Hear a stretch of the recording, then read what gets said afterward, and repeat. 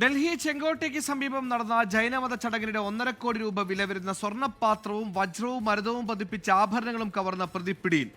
ഉത്തർപ്രദേശിലെ ഹാപ്പൂരിൽ നിന്നാണ് നിരവധി മോഷണ കേസുകളിൽ പ്രതിയായ ഭൂഷൺ വർമ്മ പിടിയിലായത്. ബിസിനസ്സുകാരനായ സുധീർ ചൗധരി നടത്തിയ ചടങ്ങിൽ ആൾക്കൂട്ടം മുതലെടുത്താണ് അതിവിദഗ്ധമായ മോഷണം നടത്തിയത്. ഇക്കഴിഞ്ഞ ഓഗസ്റ്റ് 28 മുതലാണ് ചെങ്കോട്ടയ്ക്ക് സമീപം ജൈനമത വിശ്വാസികളുടെ മതപരമായ ചടങ്ങ് തുടങ്ങിയത്.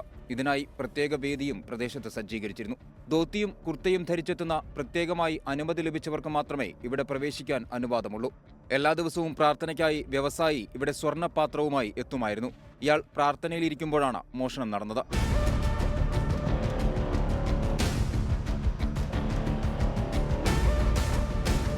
$760 ഗ്രാം സ്വർണം കൊണ്ട് നിർമ്മിച്ച പാത്രം വജ്രങ്ങൾ, മാണിക്യം, മരതകം എന്നിവ കൊണ്ട് അലങ്കരിച്ചിരുന്നു. കൂടാതെ സ്വർണം പതിച്ച തേങ്ങയും മോഷ്ടാവ് കൊണ്ടുപോയി. ആരാധന നടത്തുന്നിടത്ത് ഈ സ്വർണ്ണപാത്രം സ്ഥാപിച്ച് ഇതിനു ചുറ്റും ഭക്തർ അണിനിരന്നാണ് ചടങ്ങുകൾ നടത്തുന്നത്.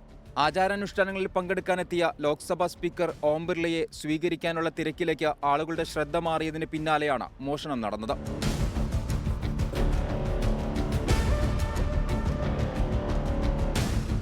അന്വേഷണ സംഘം പ്രദേശത്തെ CCTV ദൃശ്യങ്ങൾ പരിശോധിച്ചതിൽ പ്രതിയെക്കുറിച്ചുള്ള വിവരങ്ങൾ ലഭിച്ചു. ധോത്തിയും കുർത്തയും ധരിച്ചെത്തിയ ഇയാൾ വേദിയിൽ ചുറ്റിത്തിരിയുന്നതും സംഘാടകരും ഭക്തരുമായി ഇടപഴകുന്നതും ദൃശ്യങ്ങളിലുണ്ട്. ഇയാൾ സ്പീക്കറുടെ സന്ദർശനം മുതലെടുത്താണ് സ്വർണ്ണപാത്രവുമായി മുങ്ങിയത്. 24 ഡൽഹി.